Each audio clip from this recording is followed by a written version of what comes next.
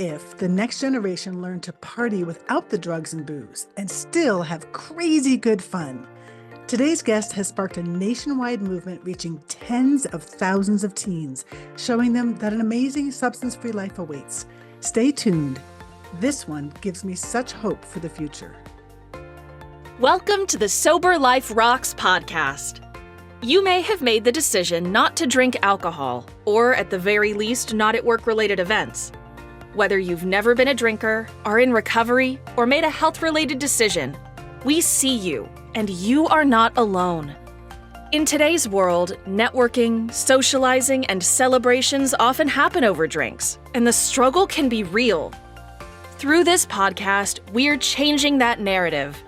We're here to create a community where individuals like you, who choose not to drink or drink less, can find camaraderie, support, and practical advice. Welcome to the Sober Life Rocks podcast, where we amplify sober voices from youth mentors to sober entrepreneurs who are changing the world.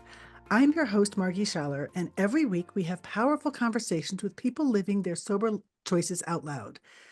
But before we dive in, if you are an influencer or leader in the sober space, we applaud you. And we know that you pour into everyone else. But when was the last time you felt filled up? That's why we created Amplify Sober Voices, our thought leader conference happening January 15th, 2026. It's where speakers, writers, podcasters, coaches, and just change makers come together to recharge, connect, and reimagine what an inclusive, alcohol-optional world really looks like.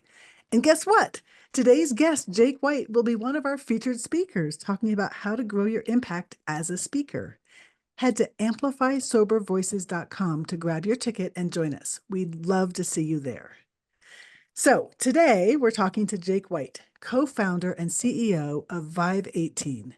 What began as a mission to reduce teen substance misuse has grown into a nationwide, in fact, global prevention movement, including school assemblies, youth conferences, student-led clubs, and the viral Party Point oh initiative, all proving young people can thrive without substances.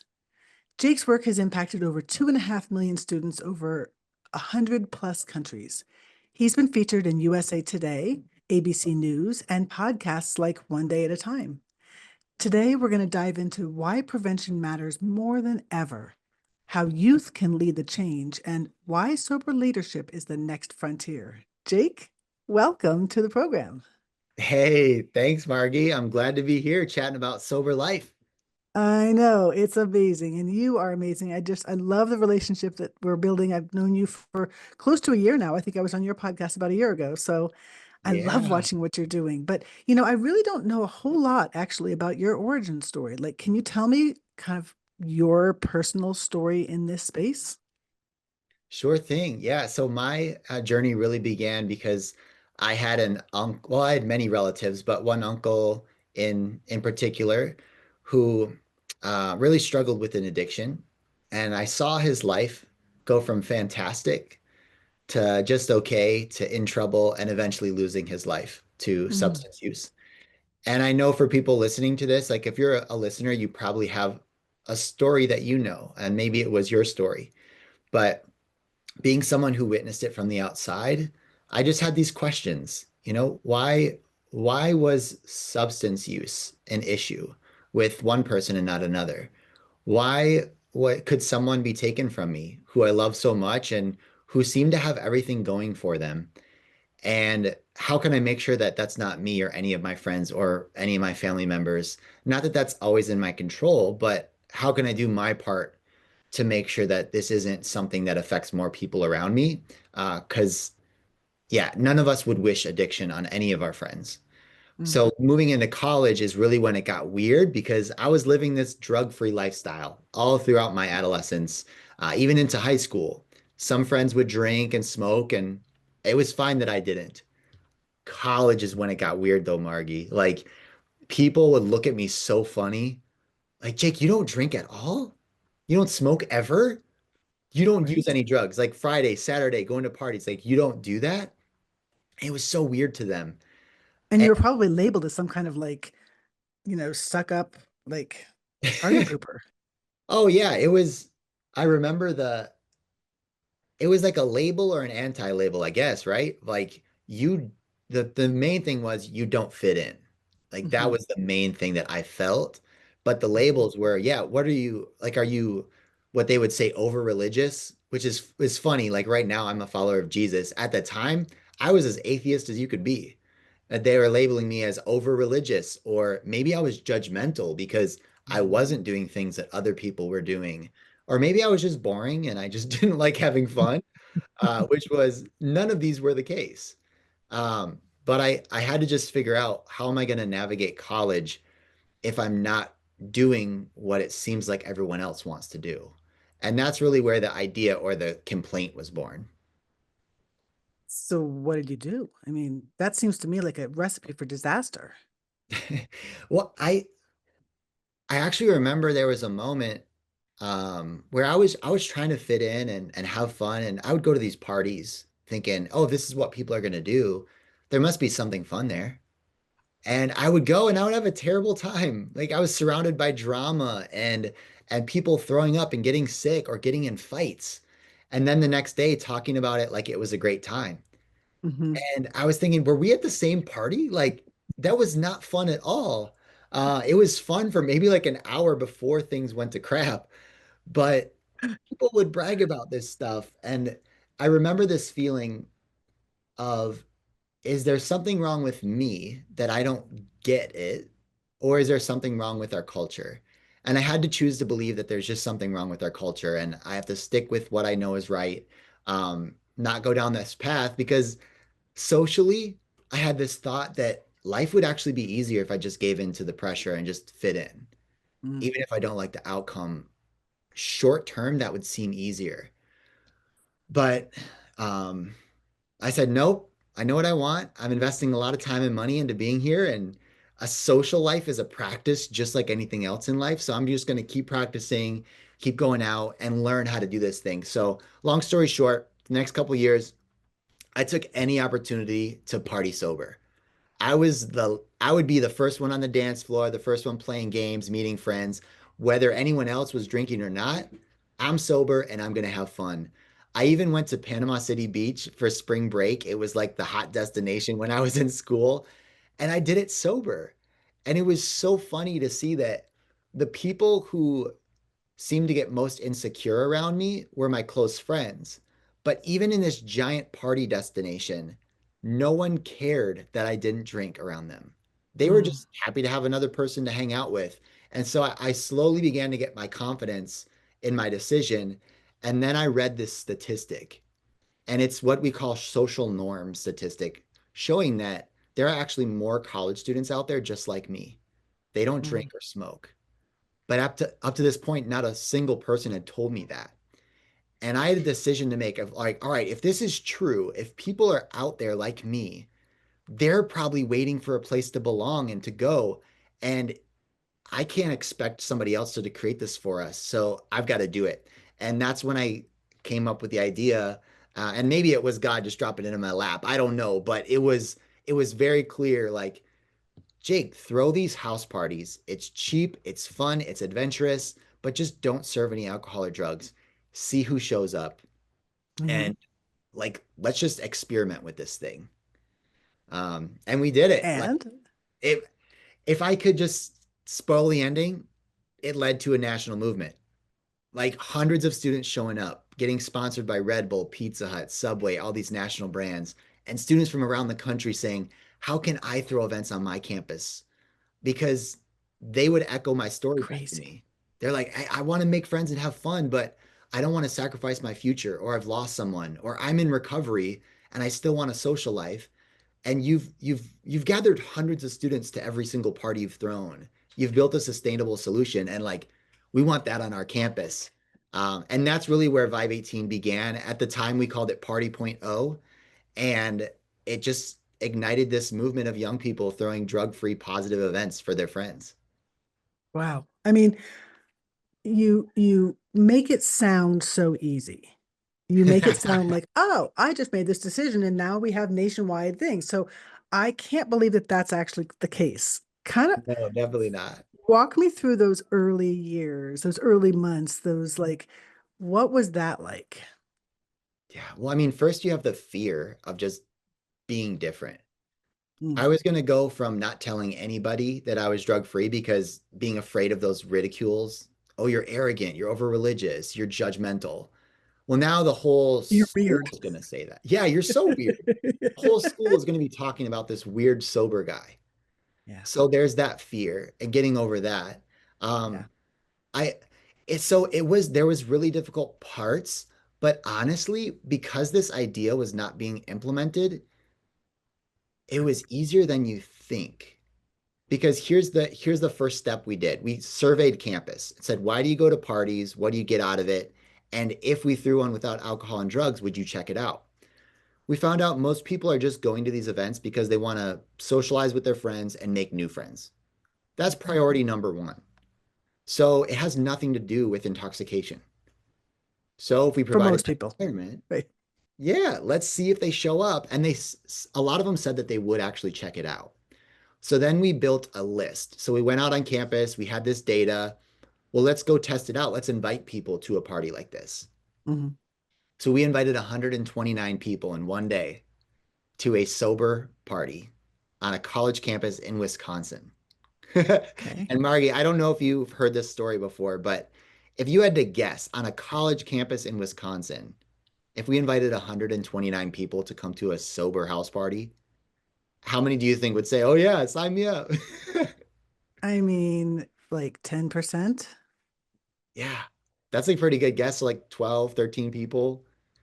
Yeah, that's what we were thinking. But at the end of the day, it was the opposite. It was over 90% that said yes. In fact, we had 120 people write down their phone number. If y'all are watching, I don't know if this is going to be on YouTube. If you see It Margie's is. face, it's like picking her jaw up off the floor. We did the Totally. same thing. Like there's no way this is true. They probably just feel bad for us and they're putting fake phone numbers, right? That seems like the only explanation. Because here's the thing, my college was not like a Christian university. It's not a do-good university. We had a big drinking and drug reputation. So it didn't make sense why so many people were saying yes to this. But up to this point, all that I had to get over was my fear of being known, Mm, right? mm, Like take off this mask of being okay with all this drinking culture. I'm going to do something different. Now that the next tough part was throwing the parties and events. Now I had been involved in student engagement, so I'd hired comedians and bands to come to campus and stuff like that, mm, and had a budget of thousands of dollars. Now I'm spending my own money. I've never thrown a house party. I live with my parents, so I'm not going to throw it at their house either. Like this is where the challenge came in. So we got to find venues. We got to start, promoting, and we got to make this thing fun because mhm. people are used to having alcohol and drugs at parties on the weekends. Like that's the stereotype.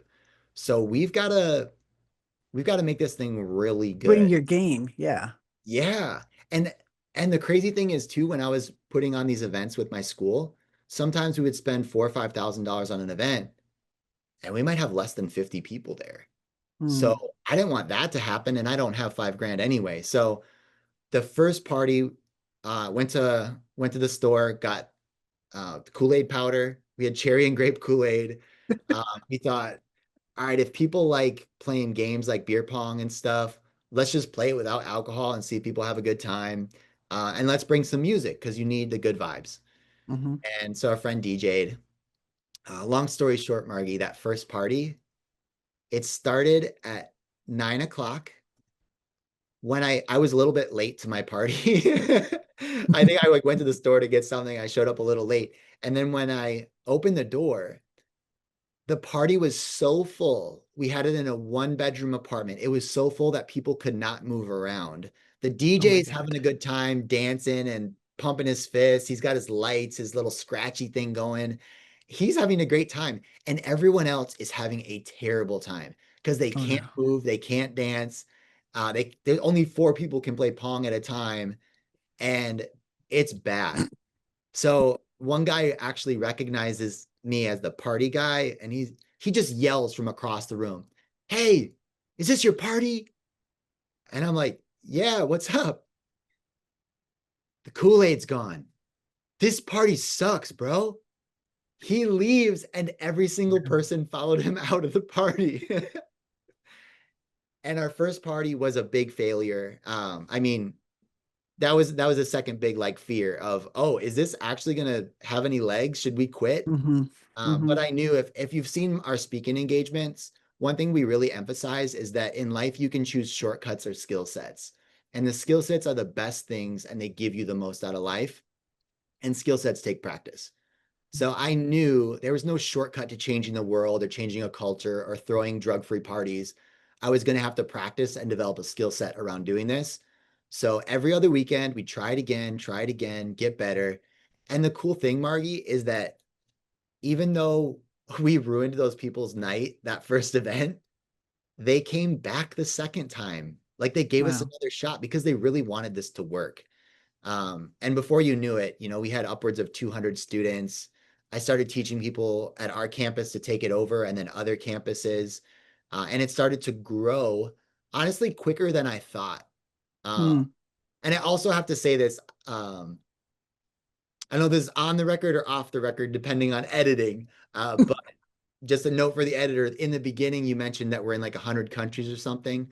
That maybe someone else's bio. So we're just Okay. a few states across the states, and it's growing slowly. But it's a movement that has gotten attention across the nation, and students are throwing drug-free events now, which is really cool. That's really cool. So along the way, my guess is that there have been moments of like amazing joy and amazing fulfillment and amazing just awe at this thing that's happening. And probably also immense fears and doubts and who am I to be doing this?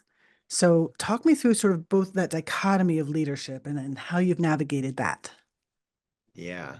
I think anytime you do something big that pushes you to go beyond what you're used to, like growing hurts. And we definitely had those moments. I remember when, because we had some initial success, I thought, oh my gosh, I'm going to start a nonprofit. People are going to throw money at us and we're going to go change the world. We're going to spread this thing like wildfire.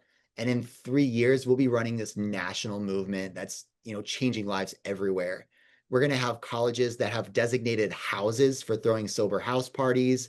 And it's going to be run by the students. And we're literally going to change our culture in like 5 years. It's going to be amazing. If it Amazing. I only that love it. easy, right?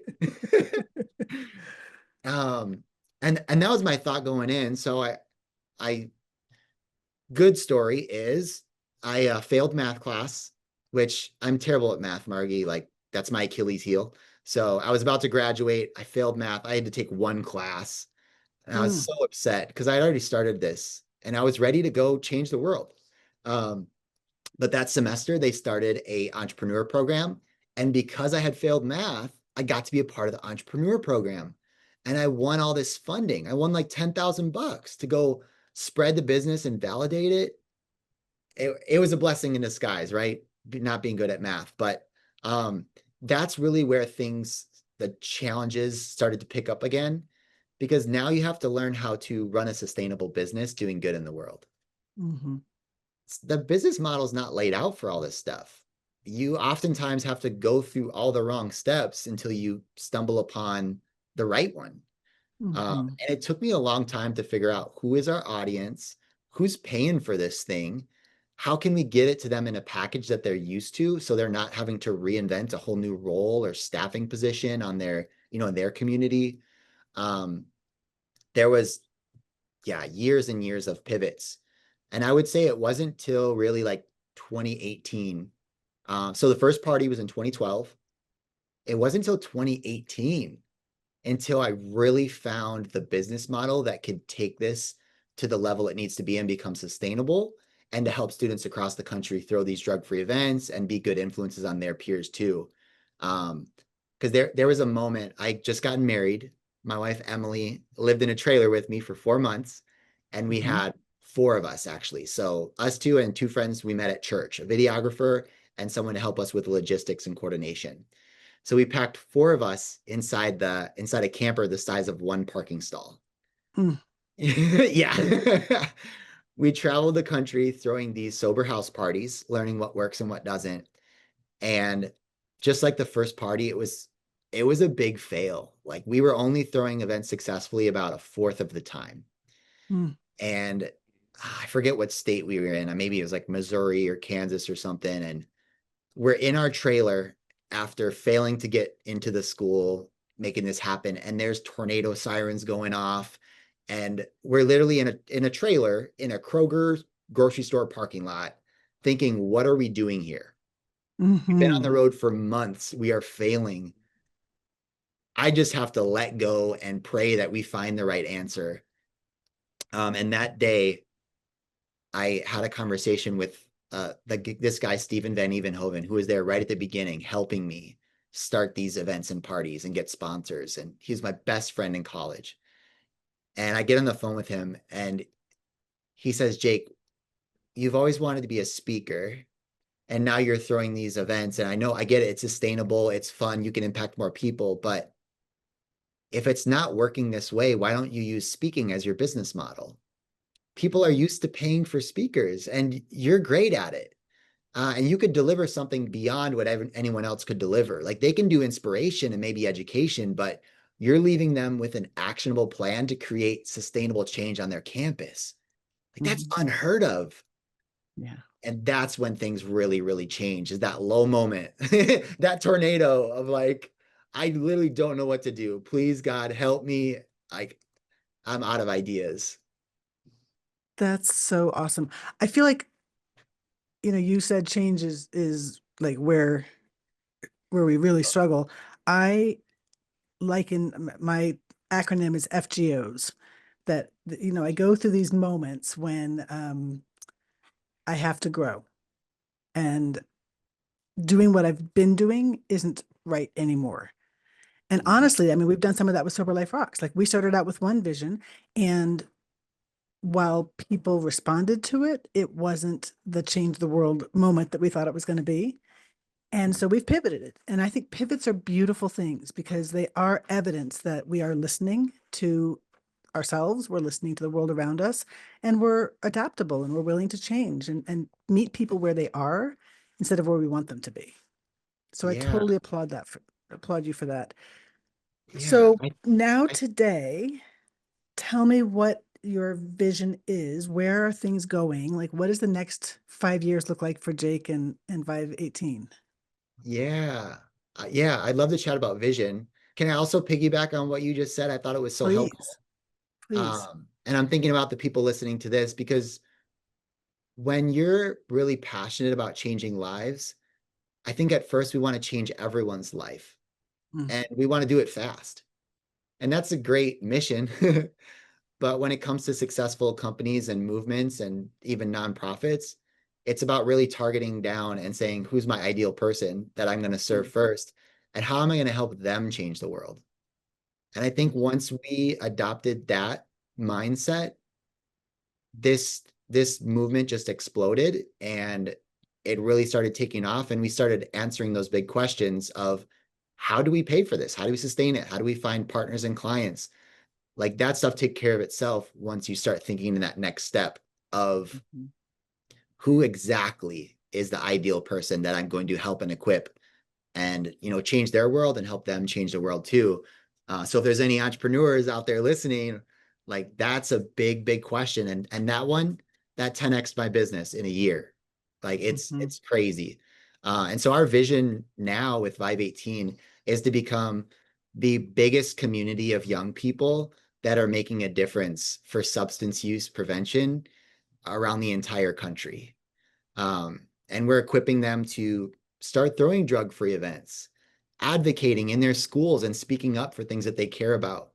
And young people today, they're really interested in mental health. And you and I mhm. know that that goes hand in hand with substance use prevention. Um, Totally. yeah, it's wild to see the stats around marijuana and nicotine use and how it's just wreaking havoc on young people's mental health today. But ironically, that's the reason why they're using it in the first place. So they think they're helping and it's hurting so much. Yeah. Just schizophrenia and paranoia and anxiety, as a few examples, are just Yeah. going off the roof. So we really want to equip young people to be the change, and we know that that's sustainable. And so Mhm. that's where all our efforts are going. And I see in the future that we've already started, but we have a nationwide conference where students come and they learn how to throw drug-free events. They learn public speaking skills. They actually win money to bring projects back to their community, all that kind of stuff. And we have a resource hub for any of these clubs where if they need, there's turnover with students, right? They're graduating and Yep. stuff. So You that would hope. be a Yeah. resource for them. Yeah, hopefully graduating. These students leaders will be. Yeah, they're bringing it, and they have this resource hub from us where they could literally start from scratch day one, and then throughout their academic career, they're also making a difference in their community and becoming leaders using the Mhm. resources we have to support them and Like a toolkit for all really, the things. yeah, yeah. Yeah, that's amazing. Jake, I'm so impressed with you, and I'm so impressed with what you're building and what you've done and the impact that you've had already. But there's also the person behind all of this. So what's something surprising about you that people might not know? Hmm. What's something surprising about me that people don't know?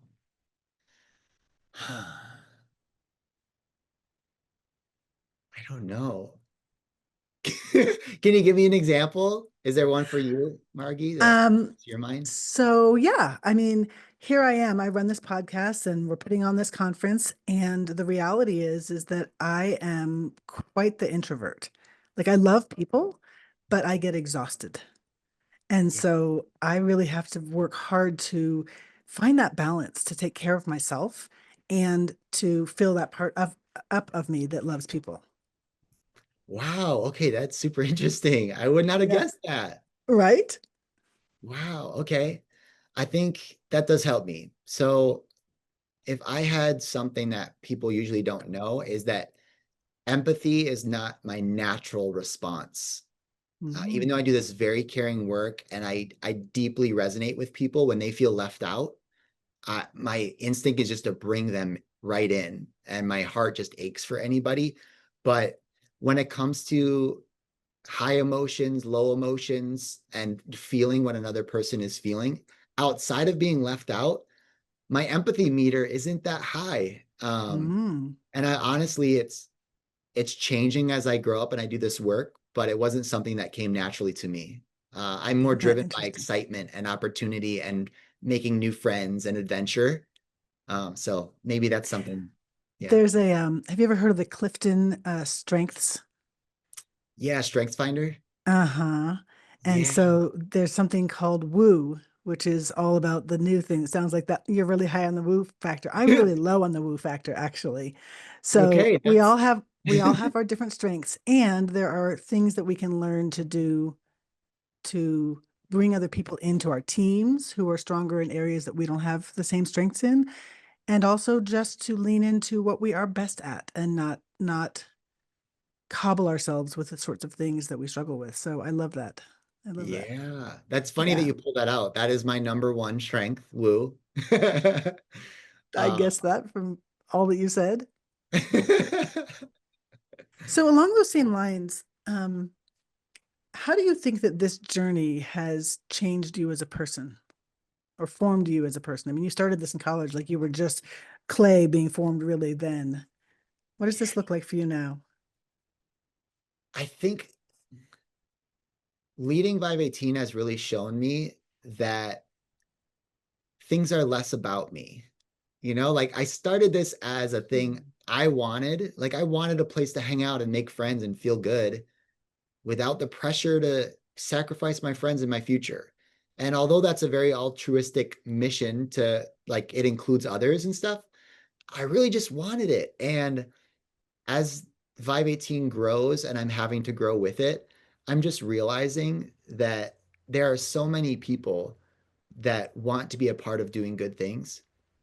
And the better I can become at equipping others to use their gifts, that I'm not only doing them an opportunity to get involved and to feel a sense of purpose and to be on mission and to do the best thing you could ever do with your money or your time or your expertise would be to give it to an organization like Sober Life Rocks or Vive 18 or any of our partners that we see, a mission like recovery or prevention.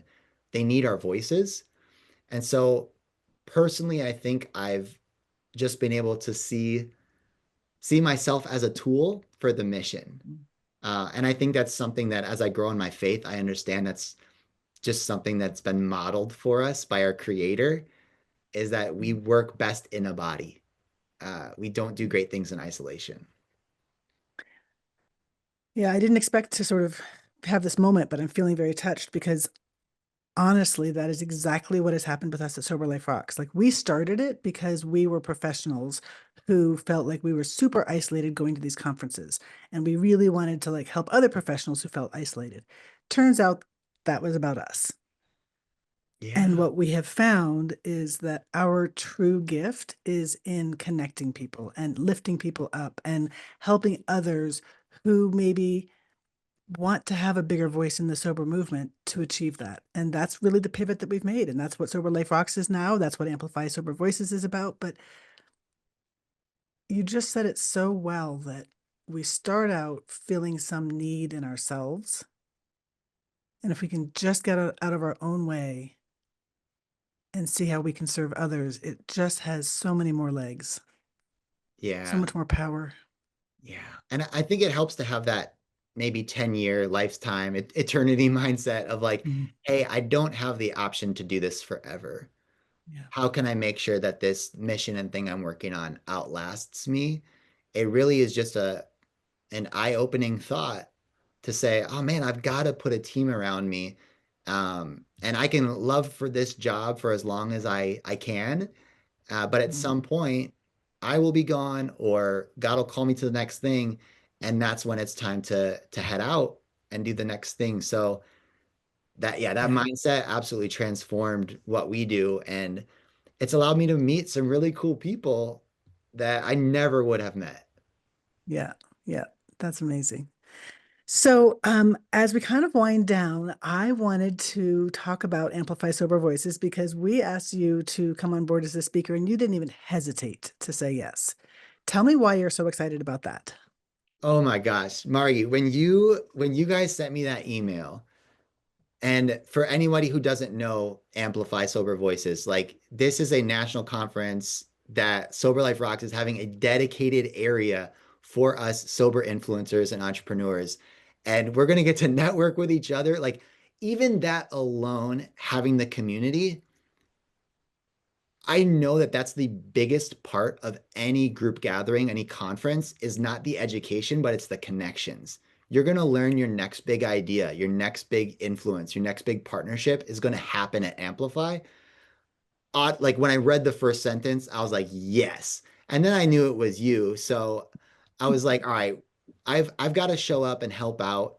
And the format of having different tracks and sessions on business, on speaking, on podcasting, on media, branding.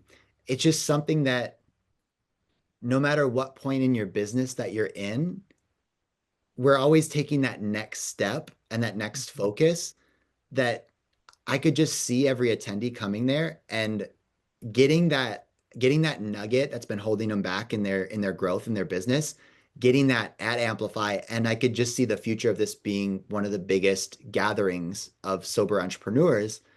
Mhm. And since you guys are behind it, I was like, please let me help. Like, what do y'all need? For everyone listening, I sent them a video and was like, hey, what do you need? This is awesome. I will fly there. I've got points. I've got miles. Like, let's make it happen. I'll serve lunches. I'll check people in at the table. Like, I didn't even need to speak. I was like, this is just cool.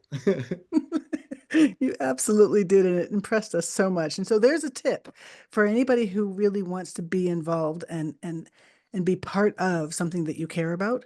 Don't just send an email or a text. Actually, you just took the time to send a 30-second video, but it impacted us so much and it speaks to who you are. And I just know that you're making a difference in so many areas. And that's why we wanted to have you as one of our speakers, because if people can learn just a little bit of what you've done, imagine what they can do in their own movements. Yeah. Yeah. Oh my gosh. And I'm ready to share it all. I am an open book. There is no competition in our field at all. There That's are right. so many people to serve that like I'm ready to give away any tips, any secrets, any strategies that you want to know about building your business or starting using speaking as a platform to Yeah. reach more people, to get business, like whatever that is. I'm an open book. So strategies, Mhm. tools we use, whatever you have, you can ask me to amplify, and I'd love to meet y'all. Oh, gosh. Thank you. Thank you so much, Jake. And I can't wait to see you there. I can't wait to see all of you there. Anybody who's listening to this, please go to Amplify Sober Voices and grab your ticket now. Because, Jake, this whole conversation reminds me that leadership isn't necessarily having a big business background. It's literally seeing a need and stepping into it. Yeah. And in your case, as a young person, doing this is so impressive, but now you're empowering other young people to have confidence and to be, fun and enjoy their lives, substance and alcohol free. Like that's amazing. Mhm. So thank you. Thank you for who you are. Thank you for bringing all of this to our episode. Yeah. And if this You're episode has inspired you, pass it on. Subscribe, review, and share to help us amplify voices like Jake's and to fuel the next generation of sober leaders. Please join us at the next episode where we talk to a new change maker and learn about connection and growth and impact. Until next time, keep leading, keep inspiring, because your voice matters.